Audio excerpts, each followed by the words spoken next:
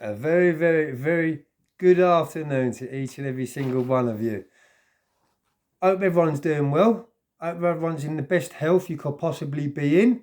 And I hope you're all in the best mood you could be in.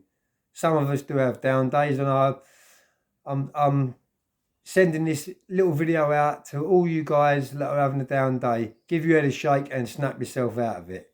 So guys, welcome to my channel, Boostal Boys Towers, where every day I upload different content about my daily life. I also upload content about my previous life, and the reason why I upload that content about my previous life is to put awareness out and just to let everyone know that committing crimes, taking drugs is not glamorous, and I'm here to tell you the dead honest truth about what happens in gangs and taking drugs and going to prison. So welcome to my channel, guys. Those what have just landed onto my channel, new subscribers, you're welcome, and welcome on board. So yeah, there we go. A big announcement is Liz Truss has just stood down. And yeah, it's just what I thought. She's just punching well above her weight, and she should never have ever have taken the job in the first place.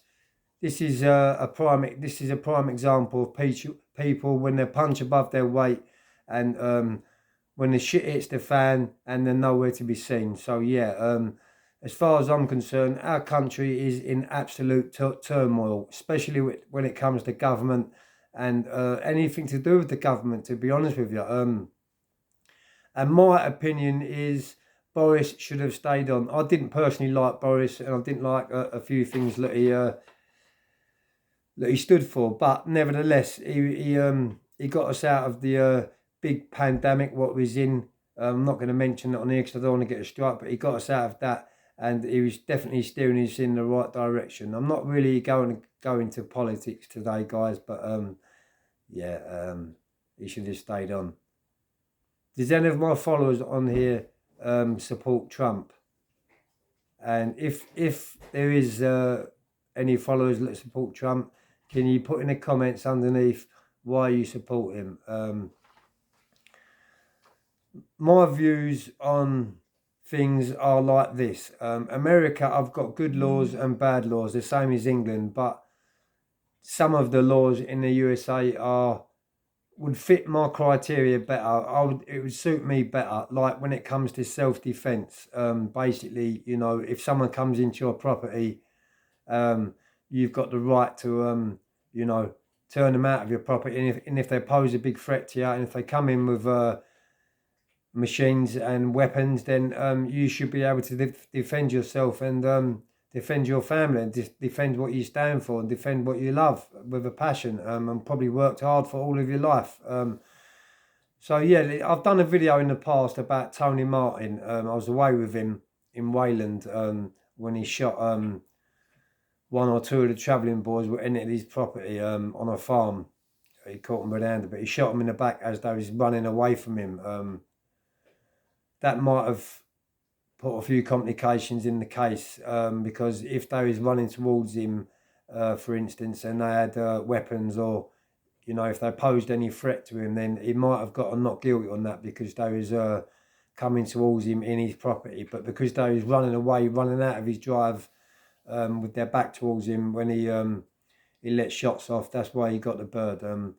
But yeah, you know, when I was away with him in Wayland, he was a book hermit. He used to come to the library of a Wednesday afternoon, go back to his cell, and that was it. You didn't see him for the rest of the week. Didn't used to go out and exercise. Didn't used to mix an association. Didn't fit the criteria as being a criminal because he wasn't a criminal. He'd never had no previous convictions when he got that sentence. But yeah, today, guys, we're 4 minutes in. So today, guys, I'll have a little chat with you because I'm back. I've got my phone back. I've got my recording stuff back. And there's no excuse for me not to put some great content out to you guys because I know you guys are worth it. And I know you guys wait for it. So, yeah, I've written a few bits down because, you know, over the years you do forget. And this was around 1992 probably, this story. And it's about when I was in the HMP Pentonville, which is on the Caledonian Road. So yeah, basically I was doing only a short sentence. I think I was doing 9 months or 12 months maximum. And a few months into my sentence, I put myself on education. And the only bit of education which I really enjoyed was the artwork. And I could pick art 3 days a week, and the other day or 2 days I had to pick English and things like that. But yeah, I put myself down there for the artwork because I've always been artistic, and I've always been into art and writing and anything to do with education. Really, I really got threw myself into it, especially later on in life. But anyway, after work, spending a few months down there in the art class, the teacher, which was what was his name? I can't think of his name. I really can't. It might have been Mr. Tom or something like that. Some mad surname, Mr. Tom. I think it was Mr. Tom. He had ginger curly hair, glasses, and he looked mad as an atter. But he was a really, really artistic guy, and he took a liking to the artwork which I was producing. And what happened was, and there was an exhibition. So basically, the prisoners run a charity, and the charity was working with the inmates which were getting released from prison. So the money was going into hostels, probation, and inmates and things like that. And they set a charity up. Pentonville set a charity up. I can't remember which trust it was called. I really can't remember. But basically, all the artwork which was being done down the education centre in the Pentonville, the good bits, what was worth looking at, got put into an art exhibition centre, and that was uptown in London. And I got chosen to open that art exhibition centre on a day-to-day basis. It come to me as a shock. I went in as a C-Cap because obviously I was only doing 9 months or 12 months. So I wasn't no security risk at the time. And I probably only done a little bit of bird at that time, probably a few DCs and YCs, but I was in for driving offences. So yeah, they quickly turned me into a DCAT and asked me if I would actually go to this art exhibition centre. It was a gallery. We opened the gallery up, and I'm sure it was at Fleet Street, up London. I could not believe it. I had to go there the next day, meet the owner of the shop, the gallery, and not even have an interview with him because I was interviewed in jail by the art teacher, which trusted me and got me in to see the governor and put me straight down to a DCAT. So yeah, it was amazing. This is one good story what come out of prison, actually. This is probably the only one that ever come out of prison, guys. I hope you're enjoying the content. It's all true life content because it comes straight out the horse's mouth, straight out of my mind. I can remember it like it was yesterday. And yeah, a few of my paintings went into the art gallery, and I was opening the art gallery up on a day-to-day basis. I was leaving the prison at 8 o'clock in the morning. I had to be there for 9 to have the doors open, and I had the keys. And then at the end of the day, I was going back to the prison, getting banged up for the night, and then going to work again the next morning.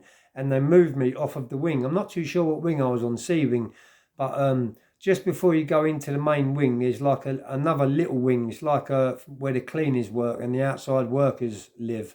And they put me into there, and they doubled me up with another guy. And he was doing something else in the prison, but he was going outside the prison too. I think he was working on the gardens.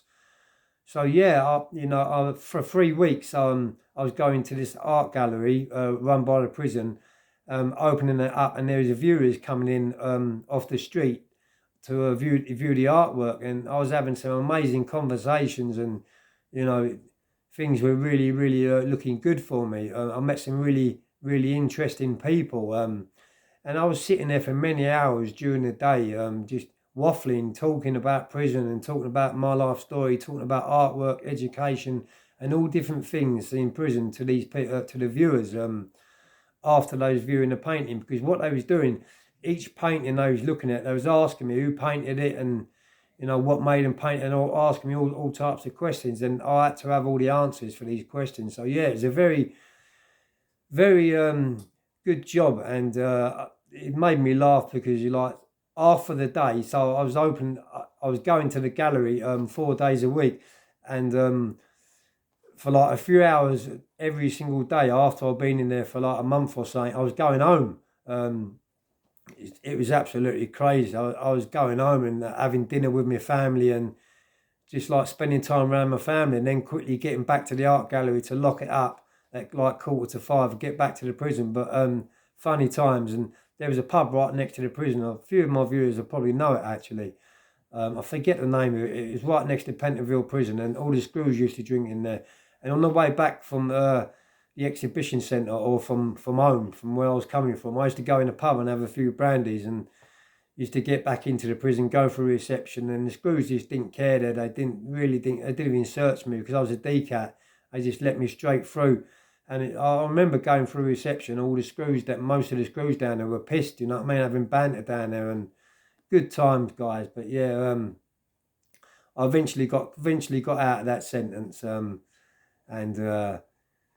opened the breakers yard up. But that's another story what I want to talk to you about altogether, guys. But yeah, that's one good story what I can really put on here, and I hope you enjoyed that story, guys, because it's a bit of positivity what come out of prison, and there's not many good stories that come out of there. But yeah, I did throw myself into education, and I'm glad that I did, because a lot of people went in jail and just sat behind the door and didn't do nothing, and didn't educate themselves and come out exactly the same. And they're the people what are still on them revolving doors today, probably going back to jail today because they didn't educate themselves. So I'm glad I educated myself and chose that way of life when I went to prison. But whatever you're doing, guys, have a great day. Hope you enjoyed this content. Peace.